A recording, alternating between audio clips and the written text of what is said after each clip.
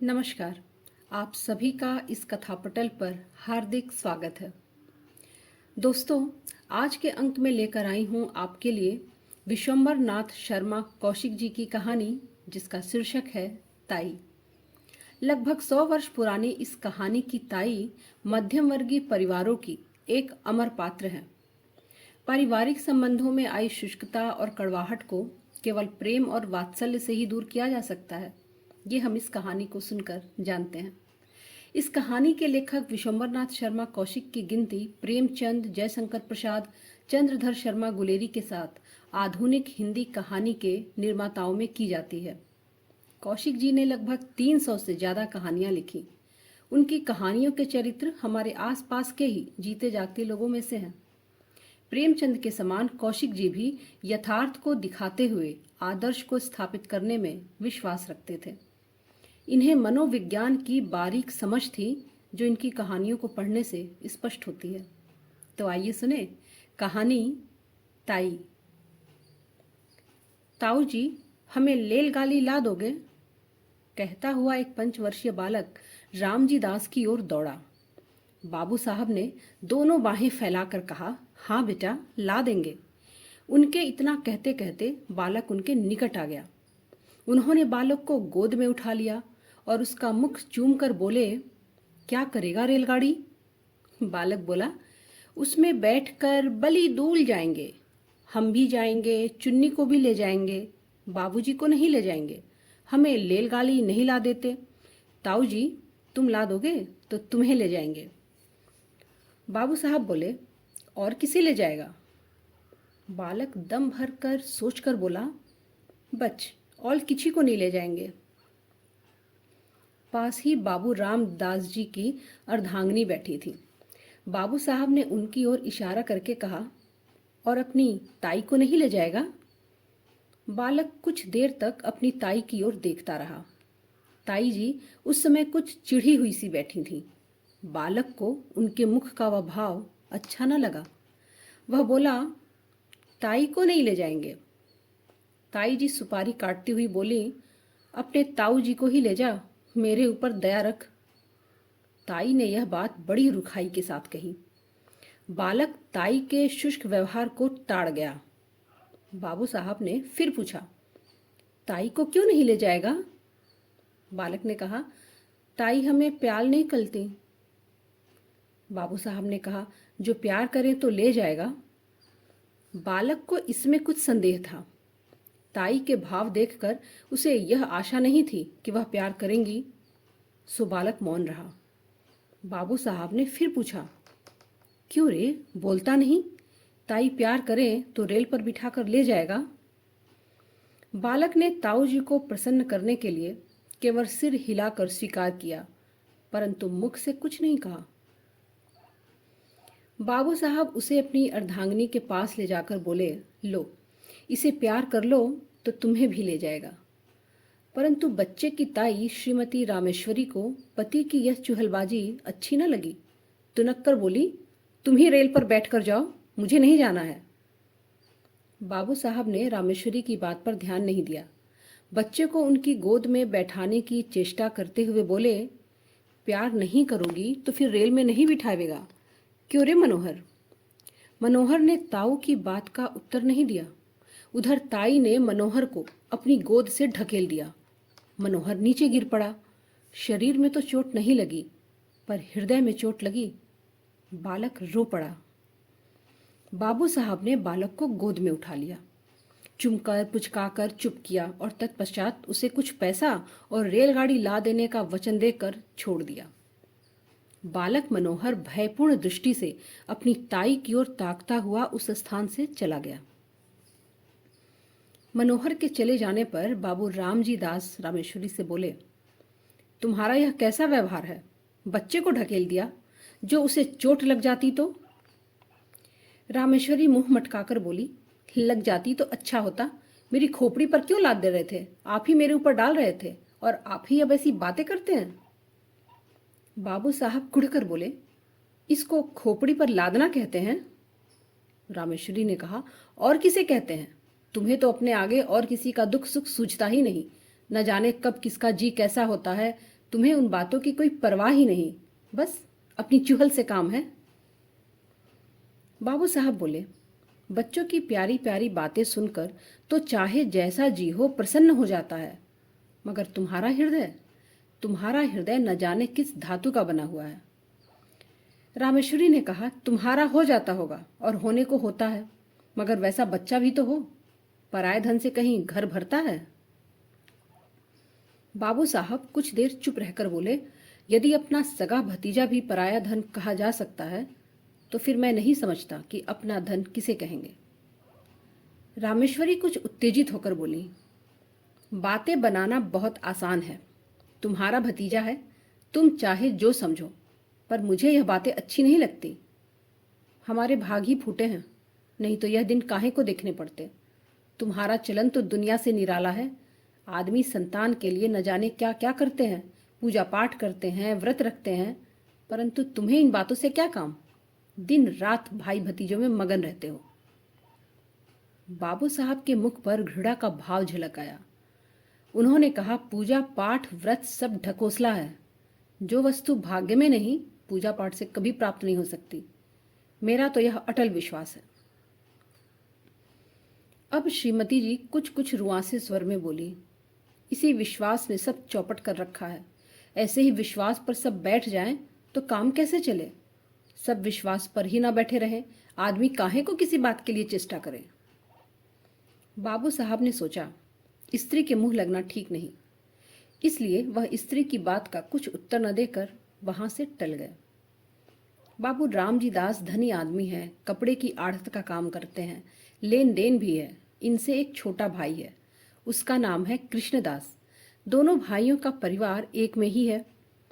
बाबू रामदास जी की आयु 35 के लगभग है और छोटे भाई कृष्णदास की आयु 21 के लगभग।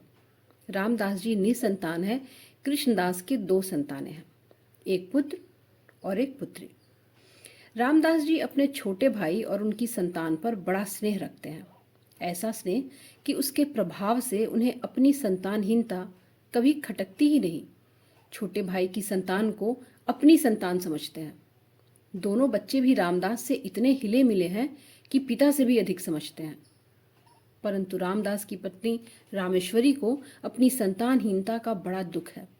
वह दिन रात संतान ही के सोच में घुली रहती हैं।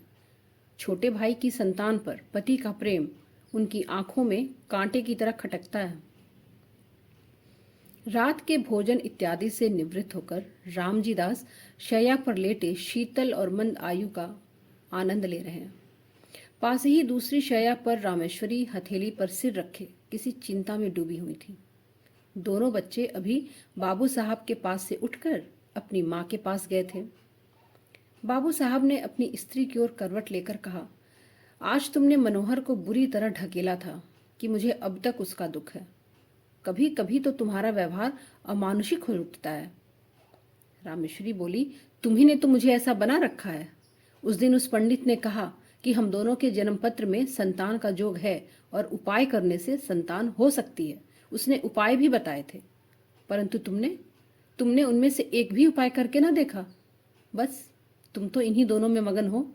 तुम्हारी इसी बात से रात दिन मेरा कलेजा सुलगता रहता है। आदमी उपाय तो करके देखता है ना, फिर होना न होना भगवान के अधीन है। बाबू साहब हंसकर बोले, तुम्हारे जैसी सीधी स्त्री भी क्या कहूं। तुम इन ज्योतिषियों की बातों पर विश्वास करती हो जो दुनिया भर के झूठे और धूर्त हैं, झूठ बोलने की रोटियां खाते हैं। रामेश्वरी तुनक कर बोली, तुम्हें तो सारा संसार झूठा ही दिखाई पड़ता है। ये पोथी पुराण भी सब झूठे हैं। पंडित कुछ अपनी तरफ से बनाकर तो कहते नहीं है।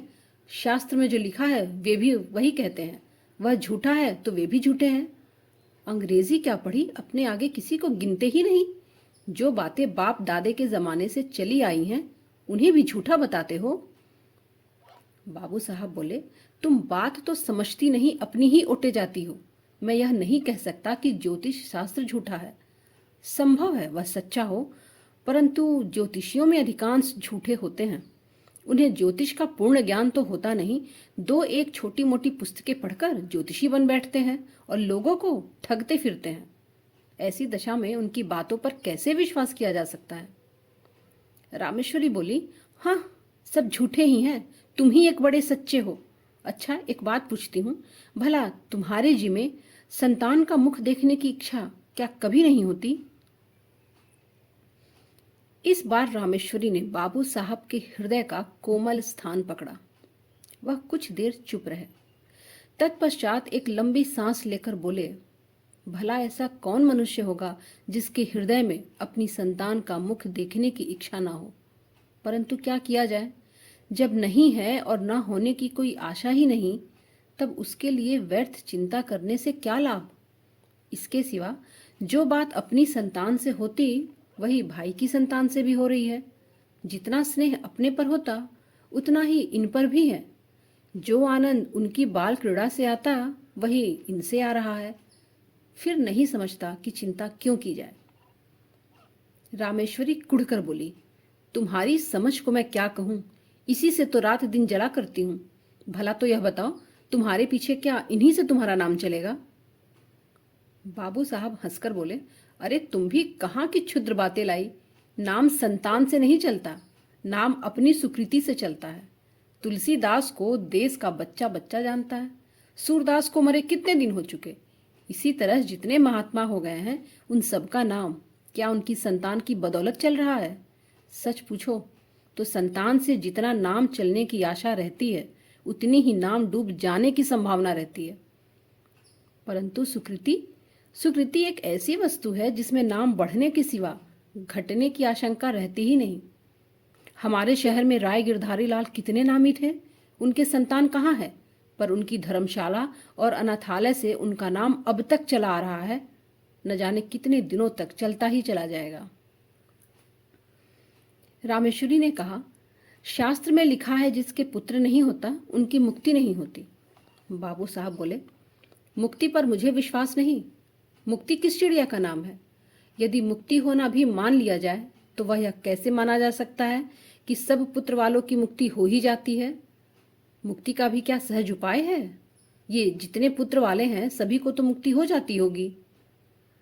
रामेश्वरी निरुत्तर होकर बोली, अब तुमसे कौन बकवास करे, तुम तो अपने सामने किसी को मानते ही नहीं। मनुष्य का हृदय बड़ा ममत्व प्रेमी है। कैसी ही उपयोगी और कितनी ही सुंदर वस्तु क्यों न हो, जब तक मनुष्य उसको पराया समझता है तब तक उससे प्रेम नहीं करता। किंतु भद्दी से भद्दी और बिल्कुल काम में न आने वाली वस्तु को यदि मनुष्य अपना समझता है तो उससे प्रेम करता है। पराई वस्तु कितनी ही मूल्यवान क्यों न हो, कितनी ही उपयोगी क्यों न हो, कितनी ही सुंदर क्यों न हो, उसके नष्ट होने पर मनुष्य कुछ भी दुख का अनुभव नहीं करता, इसलिए कि वह वस्तु उसकी नहीं, पराई है। अपनी वस्तु कितनी ही भद्दी हो, काम में न आने वाली हो, नष्ट होने पर मनुष्य को दुख होता है, इसीलिए कि वह अपनी चीज है। कभी कभी ऐसा भी होता है कि मनुष्य पराई चीज से प्रेम करने लगता है, और ऐसी दशा में भी जब तक मनुष्य उस वस्तु को अपना बनाकर नहीं छोड़ता अथवा हृदय में यह विचार नहीं कर लेता कि वह वस्तु मेरी है, तब तक उसे संतोष नहीं होता।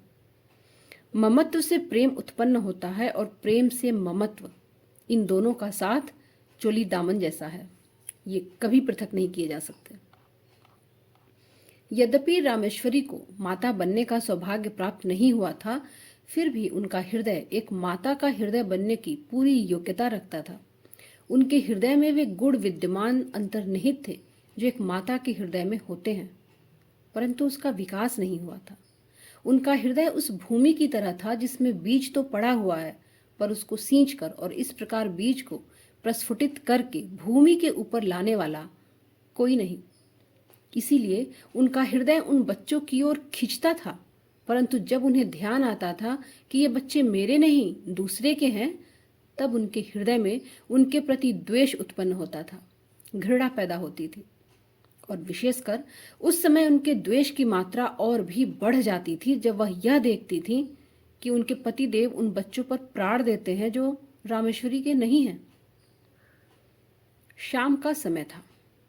रामेश्वरी खुली छत पर बैठी हवा खा रही थी। पास उनकी देवरानी भी बैठी थी। दोनों बच्चे छत पर दौड़ दौड़ कर खेल रहे थे। रामेश्वरी उनके खेल को देख रही थी। इस समय रामेश्वरी को उन बच्चों का खेलना कूदना बड़ा भला मालूम हो रहा था। हवा में उड़ते उनके बाल कमल की तरह खिले, उनके नन्हे नन्हे मुख, उनकी प्यारी प्यारी तोतली बातें, उनका चिल्लाना, भागना इत्यादि क्रीड़ाएं उनके हृदय को शीतल कर रही थी। सहसा मनोहर अपनी बहन को मारने दौड़ा। वह खिलखिलाती हुई दौड़कर रामेश्वरी की गोद में जा गिरी। उसके पीछे पीछे मनोहर भी दौड़ता हुआ आया और उन्हीं की गोद में जा गिरा। रामेश्वरी उस समय सारा द्वेष भूल गई। उन्होंने दोनों बच्चों को उसी प्रकार हृदय से लगा लिया जिस प्रकार वह मनुष्य लगाता है जो कि बच्चे के लिए तरस रहा हो। उस समय यदि कोई अपरिचित मनुष्य उन्हें देखता तो उसे यह विश्वास होता कि रामेश्वरी ही उन बच्चों की माता है। बड़ी देर तक दोनों बच्चे उनकी गोद में खेलते रहे। सहसा उसी समय किसी के आने की आहट पाकर बच्चों की माता वहां से उठकर चली गई। बाबूजी रामदास जी छत पर आए। मनोहर, मनोहर, ले रेलगाड़ी। उनका स्वर सुनते ही दोनों बच्चे रामेश्वरी की गोद से तड़प कर निकल भागे। रामजी दास ने पहले दोनों को खूब प्यार किया, फिर बैठकर रेलगाड़ी दिखाने लगे। इधर रामेश्वरी की नींद टूटी। पति को बच्चों में मगन होते देखकर उनकी भौहें तन गई। बच्चों के प्रति हृदय में फिर वही घृणा और द्वेष जाग उठा। बच्चों को रेलगाड़ी देकर बाबू साहब रामेश्वरी के पास आए और मुस्कुराकर बोले, आज तो तुम बच्चों को बड़ा प्यार कर रही थी। मालूम होता है कि तुम्हारे हृदय में भी उनके प्रति कुछ प्रेम तो अवश्य है। रामेश्वरी को पति की यह बात बहुत बुरी लगी। उन्हें अपनी कमजोरी पर बहुत दुख भी हुआ। केवल दुख ही नहीं, अपने ऊपर क्रोध भी आया, और वह दुख और क्रोध पति के इस वाक्य से और भी बढ़ गया। उनकी कमजोरी पति पर प्रकट हो गई। अब यह बात उनके लिए असहनीय हो उठी। रामजी दास बोले, इसीलिए मैं कहता हूं कि अपनी संतान के लिए सोच करना व्यर्थ है। यदि तुम इनसे प्रेम करने लगो तो तुम्हें यही अपनी संतान प्रतीत होने लगेंगे। मुझे इस बात से प्रसन्नता है कि तुम इनसे स्नेह करना सीख रही हो। यह बात बाबू साहब ने नितांत हृदय से कही थी, परंतु रामेश्वरी को इसमें व्यंग की तीक्ष्ण गंध मालूम हुई।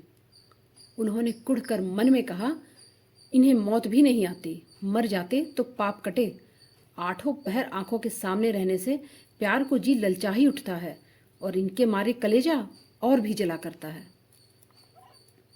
बाबू साहब ने पत्नी को मौन देखकर कहा, अब झेपने से क्या लाभ, प्रेम को छिपाने की चेष्टा करना व्यर्थ है।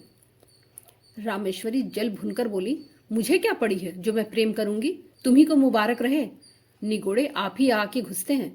एक घर में रहने में कभी कभी हंसना बोलना पड़ता ही है। अभी परसों जरा यूं ढकेल दिया, उस पर तुमने सैकड़ों बातें सुनाई। संकट में प्राण है मेरे, न यूं चैन न वूं चैन। बाबू साहब को पत्नी के वाक्य सुनकर बड़ा क्रोध आया। उन्होंने कर्कश स्वर में कहा, न जाने कैसे हृदय की स्त्री है। अभी अच्छी खासी बैठी बच्चों से प्यार कर रही थी, मेरे आते ही गिरगिट की तरह रंग बदलने लगी। अपनी इच्छा से चाहे जो करे, पर मेरे कहने से बल्लियां उछलती है। न जाने मेरी बातों में कौन सा विष घुला रहता है। यदि मेरा कहना ही बुरा मालूम होता है तो ना कहा करूंगा, पर इतना याद रखो, अब कभी इनके विषय में ये निगोड़े सिगोड़े इत्यादि अपशब्द निकाले तो अच्छा नहीं होगा। तुमसे मुझे ये बच्चे कहीं अधिक प्यारे हैं। रामेश्वरी ने इसका कोई उत्तर नहीं दिया। जैसे बाबू रामजी दास का स्नेह दोनों बच्चों पर बढ़ता जाता था, वैसे ही वैसे रामेश्वरी के द्वेष और घृणा की मात्रा भी बढ़ती जाती थी। प्राय बच्चों के पीछे पति पत्नी में कहा सुनी हो जाती थी, और रामेश्वरी को पति के कटु वचन सुनने पड़ते थे। जब रामेश्वरी ने यह देखा कि बच्चों के कारण ही वह पति की नजर से गिरती जा रही हैं, तब उनके हृदय में बड़ा तूफान उठा। उन्होंने सोचा, ये पराए बच्चों के पीछे मुझसे प्रेम कम करते जा रहे हैं, हर समय बुरा भला कहा करते हैं। इनके लिए ये बच्चे ही सब कुछ हैं, मैं तो कुछ भी नहीं। दुनिया मरती जाती है पर इन दोनों को मौत नहीं। पैदा होते ही क्यों न मर गए, न ये होते न मुझे ये दिन देखने पड़ते। जिस दिन ये मरेंगे उस दिन घी के दिए जलाऊंगी। इन्होंने ही मेरे घर का सत्यानाश कर रखा है। इसी प्रकार कुछ दिन व्यतीत हुए। एक दिन नियमानुसार रामेश्वरी छत पर अकेली बैठी हुई थी। उनके हृदय में अनेक प्रकार के विचार आ रहे थे। विचार और कुछ नहीं, अपनी निज की संतान का अभाव, पति का भाई की संतान के प्रति अनुराग, यही सब। कुछ देर बाद जब उनके विचार स्वयं उन्हीं को कष्टदायक प्रतीत होने लगे, तब वह अपना ध्यान दूसरी ओर लगाने के लिए टहलने लगी। टहल ही रही थी कि मनोहर दौड़ता हुआ आया। मनोहर को देखकर उनकी भ्रुकुटी चढ़ गई और वह छत की चहार दीवारी पर हाथ रखकर खड़ी हो गई। संध्या का समय था। आकाश में रंग बिरंगी पतंगे उड़ रही थीं। मनोहर कुछ देर तक खड़ा पतंगों को देखता और सोचता रहा कि कोई पतंग कटकर उसकी छत पर गिरे, क्या आनंद आवे। देर तक गिरने की आशा करने के बाद दौड़कर रामेश्वरी के पास आया और उनकी टांगों में लिपट कर बोला, ताई, हमें पतंग मंगा दो। रामेश्वरी ने झिड़क कर कहा, चल हट, अपने ताऊ से मांग जाकर। मनोहर कुछ अप्रतिभ सा होकर फिर आकाश की ओर ताकने लगा। थोड़ी देर बाद उसे फिर रहा न गया। इस बार उसने अत्यंत करुण स्वर में कहा, ताई, मंगा दो, हम भी उड़ाएंगे। इस बार उसकी भोली प्रार्थना से रामेश्वरी का कलेजा कुछ पसीज गया। फिर उन्होंने एक लंबी सांस लेकर मन ही मन कहा, यह मेरा पुत्र होता तो आज मुझसे बढ़कर भाग्यवान स्त्री संसार में दूसरी न होती। निगोड़ा मरा कितना सुंदर है और कैसी प्यारी प्यारी बातें करता है। यही तो जी चाहता है कि उठाकर छाती से लगा लूं। यह सोचकर वह उसके सिर पर हाथ फेरने वाली थी कि इतने में उन्हें मौन देखकर मनोहर बोला, तुम हमें पतंग नहीं मंगवा दोगी तो ताऊ जी से कहकर तुम्हें पिटवाएंगे। बच्चे की इस भोली बात में भी मधुरता थी, लेकिन रामेश्वरी का मुंह क्रोध के मारे लाल हो गया। वह उसे झिड़क कर बोली, जा जा, कह दे अपने ताऊ जी से, देखें मेरा क्या कर लेंगे। मनोहर भयभीत होकर उनके पास से हट आया और आकाश में उड़ती हुई पतंगों को देखने लगा। इधर रामेश्वरी ने सोचा, यह सब ताऊ जी के दुलार का फल है। बालिश्त भर का लड़का मुझे धमकाता है। ईश्वर करे इस दुलार पर बिजली टूटे। उसी समय आकाश से एक पतंग कटकर उसी छत की ओर आई और रामेश्वरी के ऊपर से होती हुई छज्जे की ओर गई। छत के चारों ओर चार दीवारी थी। जहां रामेश्वरी खड़ी थी वहां केवल एक द्वार था। रामेश्वरी उस द्वार से सटी हुई खड़ी थी। मनोहर ने पतंग को छज्जे पर जाते देखा। पतंग पकड़ने के लिए दौड़कर छज्जे की ओर चला। रामेश्वरी खड़ी देखती रही। मनोहर उसके पास से होकर छज्जे पर चला गया। पतंग छज्जे पर से होती हुई नीचे घर के आंगन में जा गिरी। एक पैर छज्जे की मुंडेर पर रखकर मनोहर ने नीचे आंगन में झांका और पतंग को आंगन में गिरते देख प्रसन्नता के मारे फूला न समाया। वह नीचे जाने के लिए शीघ्रता से घूमा, परंतु घूमते समय मुंडेर पर से उसका पैर फिसल गया और वह नीचे की ओर चला। नीचे जाते जाते उसके दोनों हाथों में मुंडेर आ गई। वह उसे पकड़कर लटक गया। रामेश्वरी की ओर देखकर चिल्लाया, ताई। रामेश्वरी ने धड़कते हुए हृदय को इस घटना को देखा। उनके मन में आया कि अच्छा है, मरने दो, सदा का पाप कट जाएगा। यह सोचकर वह एक क्षण रुकी। इधर मनोहर के हाथ मुंडेर पर से फिसलने लगे। वह अत्यंत भय और करुण नेत्रों से रामेश्वरी की ओर देखकर चिल्लाया, ताई। रामेश्वरी की आंखें मनोहर की आंखों से जा मिली। मनोहर की वह करुण दृष्टि देखकर रामेश्वरी का कलेजा मुंह में आ गया। उन्होंने व्याकुल होकर मनोहर को पकड़ने के लिए अपना हाथ बढ़ाया। उनका हाथ मनोहर के हाथ तक पहुंचा ही था कि मनोहर के हाथ से मुंडेर छूट गई। वह नीचे आ गिरा। रामेश्वरी भी चीख मारकर छज्जे पर ही गिर पड़ी। रामेश्वरी एक सप्ताह तक बुखार से बेहोश पड़ी रही। कभी कभी जोर से चिल्ला उठती और कहती, देखो वह गिर रहा है, उसे बचाओ, दौड़ो, मेरे बेटे मनोहर को बचा लो। कभी कहती, बेटा मनोहर, मैंने तुझे नहीं बचाया, मैं चाहती तो तुम्हें बचा सकती थी, मैंने देर कर दी। बुखार में इसी प्रकार के प्रलाप वह किया करती। मनोहर की टांग उखड़ गई थी। टांग बिठा दी गई। क्रमशः फिर अपनी असली हालत पर वह आने लगा। एक सप्ताह के बाद जब रामेश्वरी का ज्वर कम हुआ, अच्छी तरह होश आने पर उन्होंने पूछा, मनोहर कैसा है? रामजी दास ने उत्तर दिया, अच्छा है। रामेश्वरी ने कहा, उसे मेरे पास लाओ। मनोहर रामेश्वरी के पास लाया गया। रामेश्वरी ने उसे बड़े प्यार से हृदय से लगाया। आंखों से आंसुओं की झड़ी लग गई, हिचकियों से गला रोंध गया। रामेश्वरी कुछ दिनों बाद पूर्ण स्वस्थ हो गई। अब वह मनोहर और उसकी बहन चुन्नी से द्वेष नहीं करती। और मनोहर मनोहर तो उसके प्राण का आधार हो गया है। बच्चों के बिना अब उन्हें एक क्षण भी चैन नहीं पड़ता। देखा दोस्तों, ताई के हृदय में प्रेम वात्सल्य था, परंतु निसंतान होने के कारण वे कष्ट में रहती थी।